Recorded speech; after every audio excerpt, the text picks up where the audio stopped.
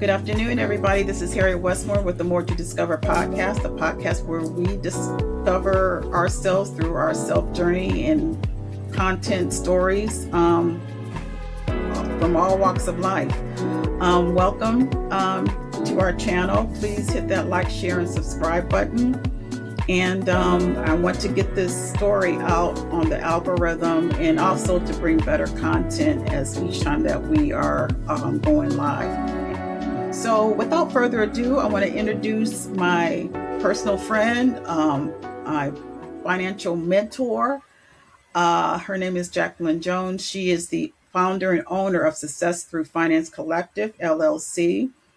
She is a financial expert. And this is the type of subject where you can never get enough information of how to do better with our finances. I know a lot of us are sometimes live on a wing and a prayer, as they say, or paycheck to paycheck. And you kind of want to get out of that type of living, survival mode. And Jacqueline is here to teach us how to do that. So, Miss Jacqueline, thank you so much for joining us today. Give us a little bit of your background and how you become to start your business today. Okay. Well, thank you again, Harriet, for inviting me, first of all. And as I shared, I'm thankful even to be able to facilitate this with you because the last 3 days I've been out of electricity due to a storm passing through. And it was Friday when the electricity went off and it came on yesterday.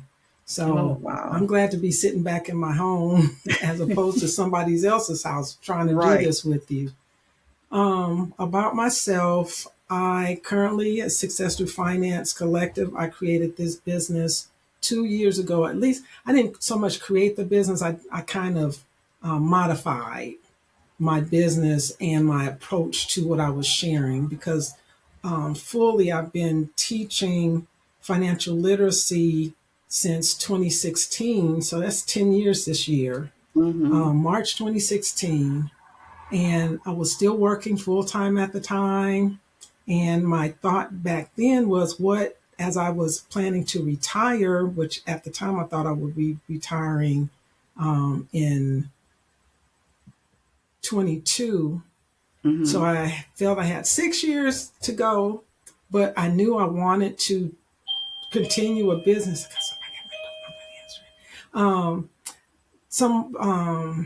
I wanted to continue doing a business. I was a bookkeeper in my past life. I had a bookkeeping business. I loved helping individuals get their monies together and to try to teach them strategies on managing as business owners their books. But I also was doing their books for them.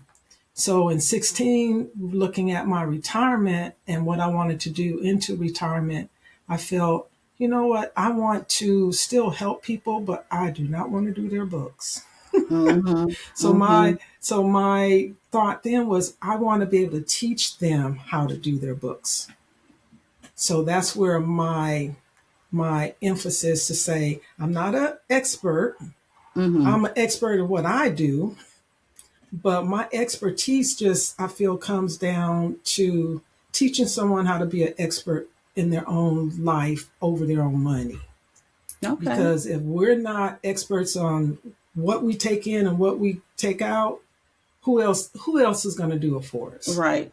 And with my business, I've also come with the little moniker, teaching you how to run your personal finances like it's a business, because it is your business. Again, because if you don't do it and if you don't learn how to do it better, if you were in business, how many of us would have been filing bankruptcy like over and over and over? Right. Whatever, right? So with my journey, like I said, I had a bookkeeping business back in the 90s. I had up to 6 clients then, and 2 of them were relatives, which I was very thankful for. Both had medical supply and one had a construction business. So I learned all things just keeping their books and getting my uncles, these are both my uncles, together. Then I brought in some other clients, but then unfortunately, people started writing me some bum checks. So that kind of changed being a full-time business owner to, okay, I need a job. So I became a certified teacher. So I taught elementary school, but I still did the books on the side. So on the Mm-hmm. side of just bringing out this information, it's like I've always had the awareness that even when you're working full time, even when I was working full time, to have something outside going, because I've always maintained a home based business. Right. This is a capitalist society. They give special perks to business owners. So Mm-hmm. even when we're working full time, I say get a little side something. Be it Mary, I try, I tried everything. Mary Mm-hmm. Kay, um, that's the main one. Come Avon. I've tried them. They never came to my heart. Mm-hmm. So I did them, but I always maintain something. I'm still doing personalized children's books. I mean, always having something because this home office allows me to write off tax deductions of stuff that I wouldn't have been able to do if I didn't have it. I'm just Right. an employee paying taxes. Right. Now, with the side business and having a home based business, I'm an employee with the home based business. So not only do I get the tax benefit from having been an employee, but now I also get business write offs. So those are That the is very things, smart. right? Those are the things that I look to teach people. So in 16, I was from 16 till last year when I started the Success Thru Finance. My goal was to talk to individuals. That's when you and I first met. What four? I Mm-hmm. think it's like 4 years ago. Yeah. Yeah. So whenever I'm out and about or word of mouth, hey, I have a program, a system that can help you better manage your personal. Well, then it was more business finances. My focus Mm-hmm. was just on the business stuff. So I've been able to work with 50 people over these years and getting their their business finances set up. And, to the degree that an individual wants to and desire to maintain that, people are successful. But as you shared, some people have blocks or concerns or fears or whatever about the management. I remember having one lady that she started it and she was like, I'm not a business person. It's not about you got a business, so you are a Mm-hmm. business person, but she had this block on managing her finances, be it business or personal.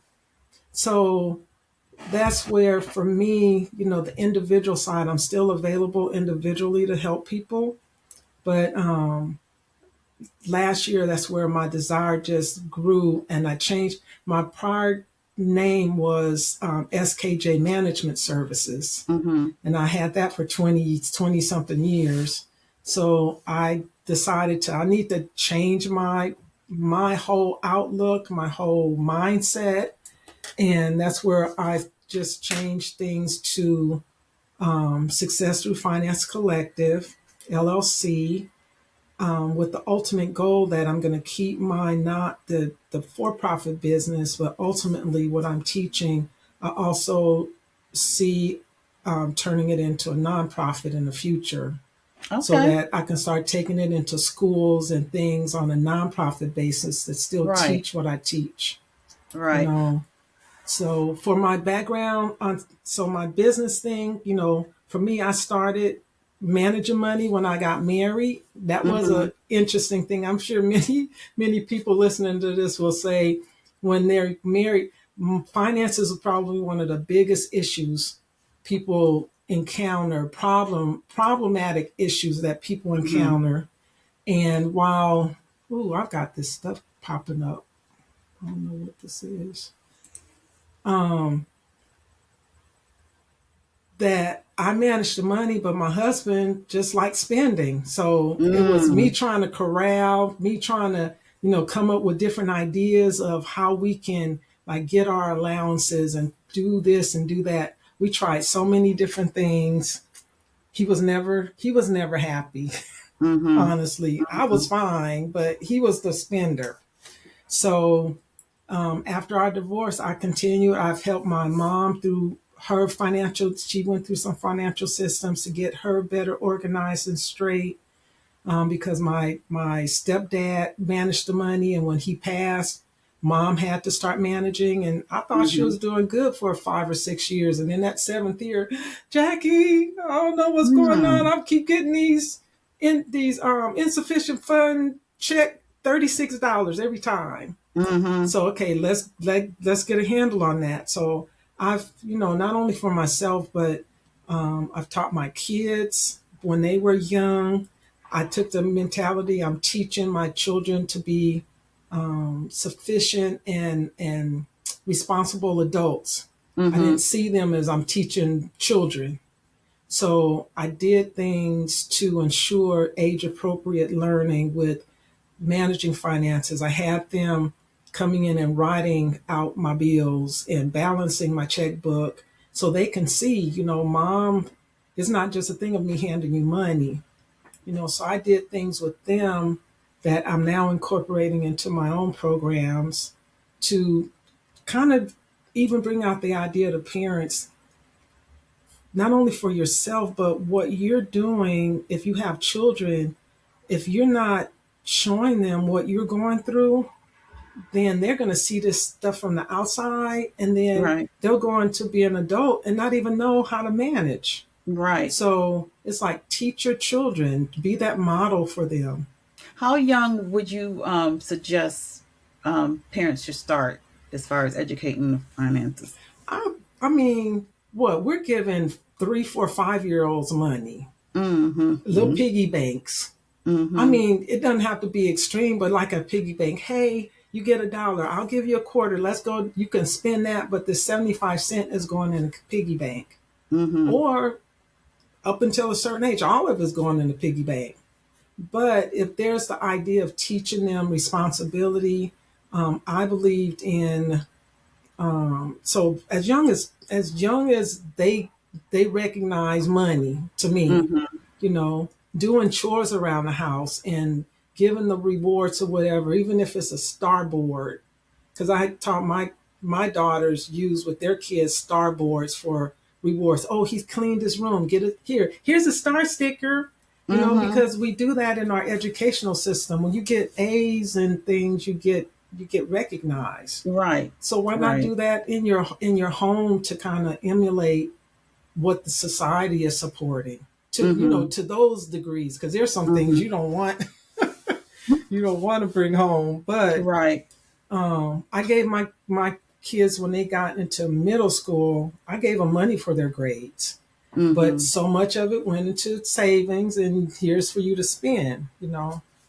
So but age appropriate things. For myself, past that, through my work life, I've worked for the federal government. I was an HR manager. I was a security manager. I was a logistics manager. And through Mm-hmm. all of them, I did presentations to people. I was a trainer, reviewing curriculum for individuals to be able to do their work better. Mm-hmm. I also, when I was a security manager, this was for a position where people were applying to the government, and we were the personnel security specialists, where Mm-hmm. we received their security package, and if they had any issues relative to credit, I would counsel them on how to improve your credit. You Okay. know, I don't suggest people, bankruptcy and things. Some people just go automatically at bankruptcy, but that's kind of showing this capitalist society that Mm-hmm. you're going to charge up debt and then you're going to go to the courts to write it off because you can't afford it. Mm-hmm. Well, what about learning how to manage it yourself? So I'm able to teach people ways, even if they feel that they're stressed out because they've overcharged, there's still ways that those things can be addressed under your control to where you don't have to go. It might impact your credit scores or whatever, but I also teach that how to improve your credit on a strategic and structured way, Mm-hmm. because it's all about information. It's Right. all about awareness and knowledge, and you being in control of those things as opposed to giving that control over to somebody else. Well, give us a start. Okay, it's a lot to unpack. So let's start with the basic. What can someone do? Okay, they are having a, financial crisis. They're living from paycheck to paycheck. They don't have a budget. What's one of the first steps that they can do to kind of, pull themselves out of that hole? Well, one of the first steps I would say is to contact me and I'll get you set up. Mm-hmm. Past contacting me is just understanding, don't be afraid of tracking how you're spending. You have to track it. Mm-hmm. I utilize a system that allows you to do that easily. It's not a spreadsheet. You don't have to, because even with spreadsheets, you plug stuff in the spreadsheet, you're still going to have to try to make sense of what you've plugged in. Right.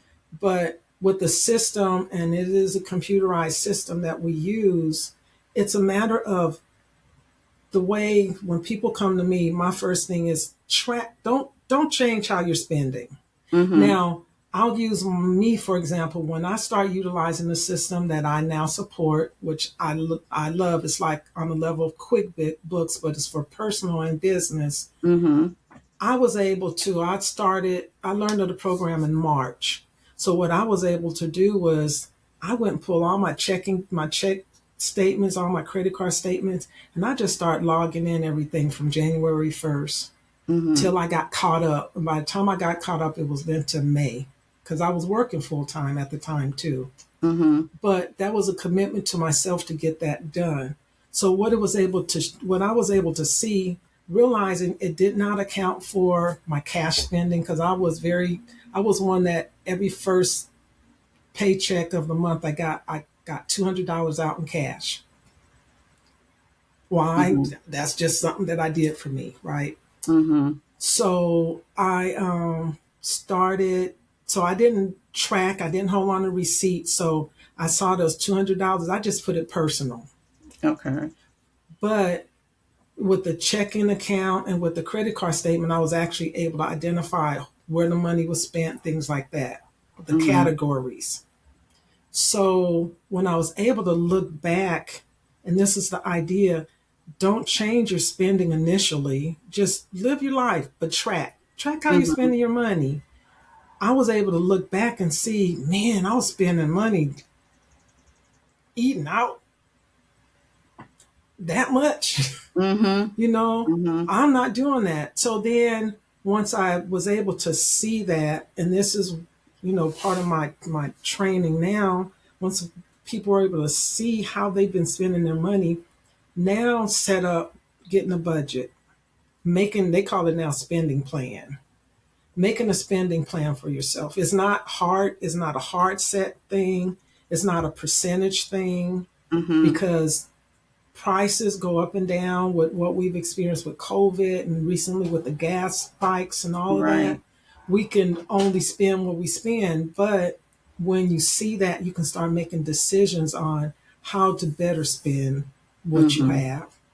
Regardless, I heard, and this was in a different setting, but another program I'm supporting, ladies were tracking, and one said, "I didn't realize how much I'm running to the corner store buying chips and soda. Mm-hmm. Man, I'll spend a whole bunch of money doing that. It's like little things we don't even think about."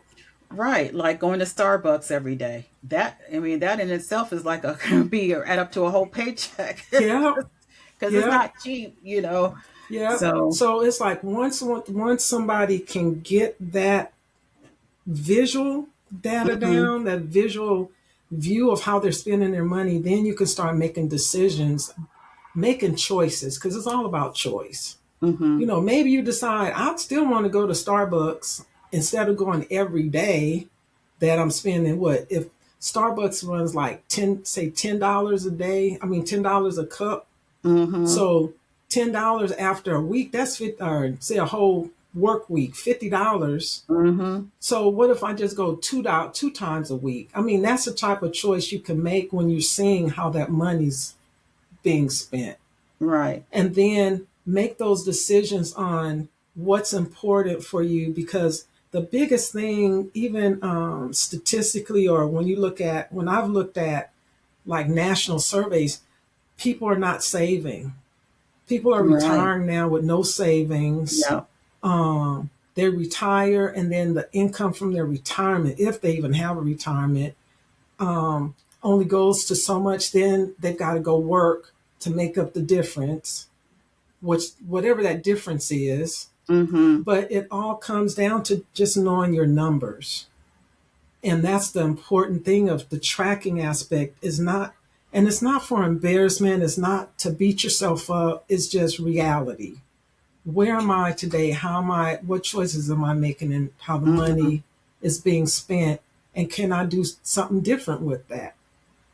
You know, my mom, I mentioned my mom, when she was making a lot of money, but she wasn't tracking how she was spending it. And two, she wasn't spending it on outside stuff. Mm-hmm. But I saw, because she wasn't kind of stand up on it, I just got her to where, Mom, what you spend, your basic needs, do that. And then at the end of the month, whatever's left in your checking account, start putting it in your savings. Mm. Don't just have it sit there. So it's like just little techniques. And pretty soon she was able to build her savings back up, Oh, okay. but it just goes with that awareness of, for one, why every time you write a check, it's going in an overdraft, Yeah. to get a handle on that first. Right. So, but but it just goes with information and knowledge. And a lot of us don't have the knowledge because we weren't taught it. Right. So you would suggest, okay, if you want to start a savings out of each paycheck, do you have that automatically transferred to a savings account, start a savings account and have it automatically transfer at each paycheck? Or would I you just was, go ahead. go ahead? Go ahead. No, I would say it depends on your circumstance, your situation. Okay. Because like right now I'm working with a young lady. She doesn't have a savings account. Everything's in Mm-hmm. her checking account. And people work on their own timing. Mm-hmm. Literally a year and a half ago, this discussion started with her. Mm. And as of a month and a half ago, she's still saying, "Oh, I need to open a savings account." Mm-hmm. I can't, I can't, all I know is you need to open your savings account today. Yeah, I'm gonna do it. Yeah. And then a month and a half later, have you opened your savings account? Oh, I still need to do that. You know, people, so until someone takes the reign for themselves, Right. we can only, I can only suggest. So how somebody go about it, it would depend on their circumstance and situation, Mm-hmm. you know. Um, but having a savings, I always identify emergency savings fund, which typically I would like people to think whatever your income is for 1 month, Mm-hmm. you should have 3 months of that as an emergency savings. Mm. And then there's accounts that I recommend to people to look into: high yield savings account, not a regular bank savings, because those things, I remember I used to be a bank teller in my early years. Oh, see, I'm Mm-hmm. just money. I'm money, money, money. Mm, yeah, I see. But I was a bank teller and they were 5% interest back in the 80s. Now it's 0.05%. Oh, yeah. What's that? That's from, Yeah. if you have $100 in there, you get $5. Now 0.05 is like a penny, Yeah. so there are high yield interest accounts out there, and there's resources I can refer people to look into, because it all comes down to personal choice. I don't tell anybody what to do.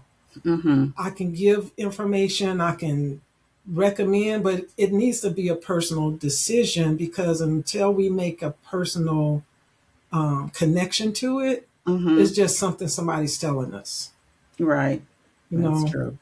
So So, talk to us about. I've heard of the snowball effect. Explain to some people who doesn't understand what that means as far as debt what do you call it? The snowball. Snowball Effect. effect. Mm-hmm. There's different aspects to it. With the system I use, it does use the snowball effect, but there's other ways of managing that. The Mm-hmm. snowball effect is basically, let's say you got 5 bills.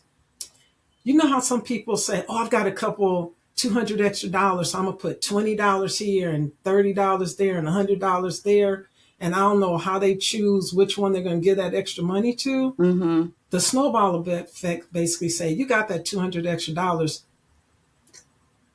Identify, some say the high interest one, some say the high balance one, but is actually your choice. But you take one and you give that $200 all to that one while you're still paying the minimum payment on those other four. Okay. And you keep putting that extra money to that one until Mm-hmm. it's paid off. Now, let's say if the minimum payment for that one was $100, now you're putting 300 until it's paid off. Now you take that 200 plus that 100, 300, that's paid off now. And you take all that money to the next one. Okay. And you just add it to, and you keep paying that down until it's all off. So now if that was, say, $150, now you got, and the minimum payment was $150, now you got the extra 300 that you've been paying, that's 475, you've been paying down. Now once that's paid off, now you got the 475, you're applying it to the fourth one or the third one, and you just accumulate. You're not dividing that money up between the five. Mm-hmm. You're paying the minimum on them all, and then the extra money is going to the one until it's paid down. So that's So the each snowball debt effect. that you pay off, I mean, the like debt number one, you pay it off, and take that The money, full, increase it you to just pay.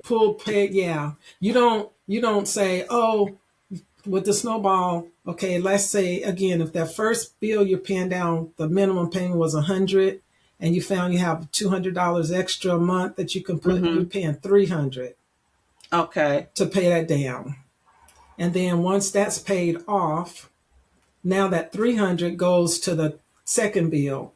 Mm-hmm. And if that bill was $75 a month, now you're putting 375 to pay that down. Gotcha. And then when Okay. that's all, that 375 then rolls over to the fourth one. Now you're just adding that 375 to whatever the minimum was. Mm-hmm. So, and I've seen with at least some of the tool that I use, like initially it can say it's going to take me 15 years to pay off all of these, um, just paying the minimum payment, Mm-hmm. right? But then if I have an infuse of money from, let's say, I'm not going to be spending all that money on buying coffee. Now, if it's $50 a week, that's $200 a month. Now I'm just going to spend $20, say twice a week. So it's 24 or $20 a week. So now you've got $140 that you want to apply, you want to put toward your debt. Or instead of Mm-hmm. 140 to your debt, you say, I'm only going to put 70 toward my debt. But I'm going to start putting 70 toward building my savings. Mm-hmm. Those are the type of decisions you can start making. So the money can come from that extra money can come Mm-hmm. from you seeing how your spending has been, and you just make adjustments in what you're spending it on. Or, which I said, I believe in having home-based business, start a little side business that's going to bring extra income.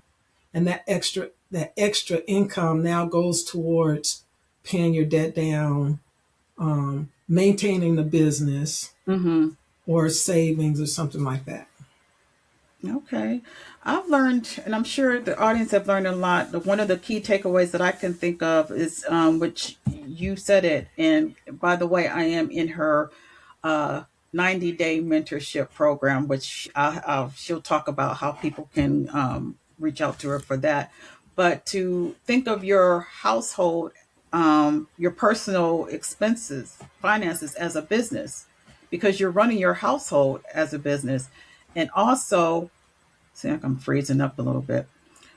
Also, to uh, find a checking account or a savings account that has a high yield interest rate, that you'll get more out of your savings. And usually, the online, there's plenty of online banks that you can definitely open up to, and just start putting money and get that high yield return. And the third thing that is very important is the snowball effect, and that cuts getting your debt, spend down, or snowball effect. The more you put into that bill, the more it'll be paid off.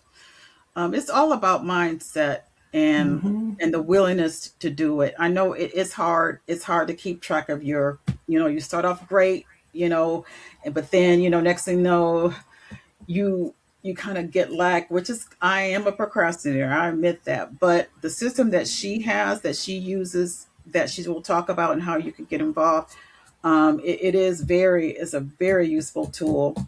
You can even do it on your phone. So it's not like you have to be in front of a laptop. You can also do it on your phone. So let's talk briefly what you can offer to your potential clients, and how they can reach out to you. Well, for one, it starts with a discussion, even just curiosity. Harriet, are you able to post my links or information with this, or Yes, I will put everything in the show notes okay, once I do the editing. So all her information will be on, okay. part of the description. Well, as I said, it starts with a conversation. One of the things, as I said, with what I'm working on now is to work in groups, Mm-hmm. because I did 8 years working with individuals. And working with individuals, honestly. So, in working with the group, Harriet and I are partnering to even look to start a group through her, those, that are interested through hearing this, Mm-hmm. that we would partner to develop, like, even groups. If you have a group, I say a minimum of 5, maybe even Mm-hmm. 4, but a minimum of 5, we can guide you through the lessons that I have. I do have basically a 90-day program, and the 90 days is not meeting every time. We actually will only meet 5 sessions, but in between the sessions, there are things to do to Mm-hmm. grow your awareness and knowledge in better understanding your finances. For while I support business, the groups, my desire and my goal is to work from your personal first. Because regardless of whether you have a business or not, you need to have your personal finances straight. Mm-hmm. And Right. from what I teach through your learning to better manage your personal finances, it will grow to you better managing your business Mm-hmm. if and when. And I encourage everybody to look at having a little business, even if it's window washing. Mm-hmm. One period in my life, I'm a seamstress. I even started an alteration business. All I was doing was hemming, but it was a Okay. business. You know, Right. you claim, so anything you like doing, you can turn it into a business, to where this room in my house that I have as my office, it's 20% of my overall home. Even if you don't have a home, an apartment, Mm-hmm. 20% of your utilities, anything house related, can now be claimed as a business Right. expense. And Yep. that reduces your taxable overall. Because the way I'm going to tell you, the difference between being an employee paying taxes and being a business owner paying taxes, employees, you make what you make, they tax it, and you get what's left. Right. As a business owner, you make what you make, your business expenses reduce your income, Mm-hmm. and then what's left, they tax it.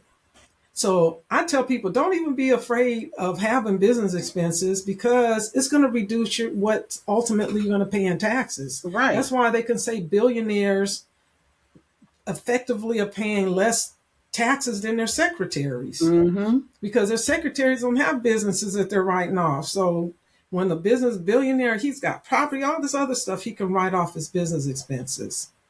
So why not allow us to take advantage of that?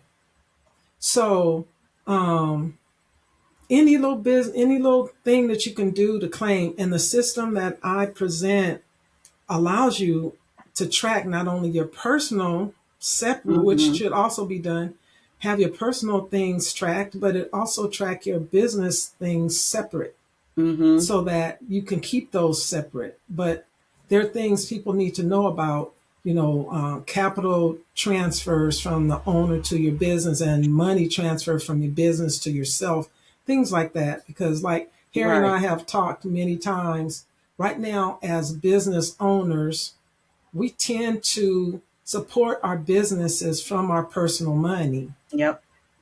So even that still needs to be identified because Mm-hmm. you're building a business, so track that, you know, Mm-hmm. and there's ways to do that. But the ultimate thing is to do it, and it goes by knowledge. And like I said, through this system, you can contact Harriet, myself. She's going to post my information, and we can build groups around as small as, I'm gonna say four, but as large as 20 people. But Mm-hmm. I would want it to be, you know, that commitment of really learning and growing this information to benefit you. I'm looking to work with nonprofits, churches, um, trade schools like cosmetology schools, massage Mm-hmm. schools. I can do this. My preference is to be in person, but I can also do it via Zoom. But even via Zoom, I want everybody in one room together. Right. I don't want, and I'm saying this what I don't want, but the experience has been when people are all over the place trying to zoom in, the cohesion and the commitment is lessened. So, Yeah. this is important information which I know can change lives because it changed mine. Mm-hmm. Um, I know, and so that's what my heart is. And I truly appreciate Harriet for allowing me to at least share a little bit with you all today because, you don't have my goal in what I teach is don't allow this information to overwhelm you, but use the information to de-stress your life Right. because not all knowledge is good knowledge, but when knowledge is applied in a way that's going to benefit and improve your life, um, it's so helpful. I mean, even for me, 10 years, 20 years, it's been 10 years since I started using this system. I even learned things that it was like, man, if I would have known this 20 years ago, Mm-hmm. you know, but we don't know until we know. And when we have the opportunity to know and to use it, I mean, it's left to us to do it or not. Right. Absolutely. Miss Jackie, I really appreciate the overwhelming great information. And again, I will have all of her information, how to contact her in the show notes. And if you know somebody, especially a church, maybe your church or your workplace or whoever, or schools or whoever that could benefit from um, her business and what she teach, definitely, reach out to her because you just churches are a great idea. To you can allot for that tithe, for tithes and offering.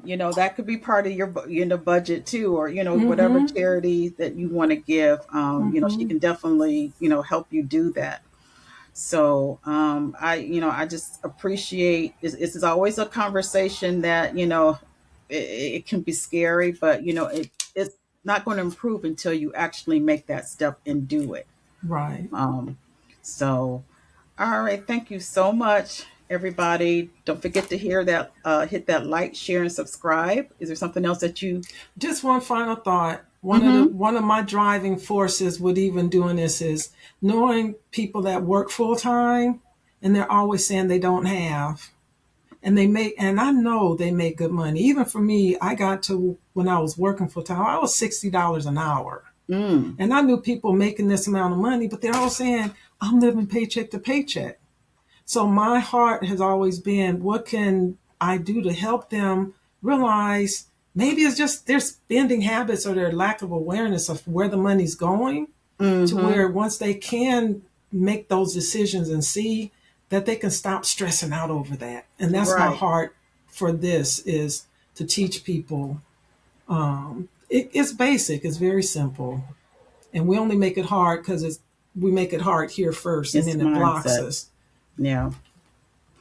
All right. Thank you so much, everybody. Don't forget again to hit that like, share, and subscribe. And again, reach out to either one of us. You can, like I said, I'll have Jacqueline's email and contact information through her business, so you can actually, schedule a consultation with her.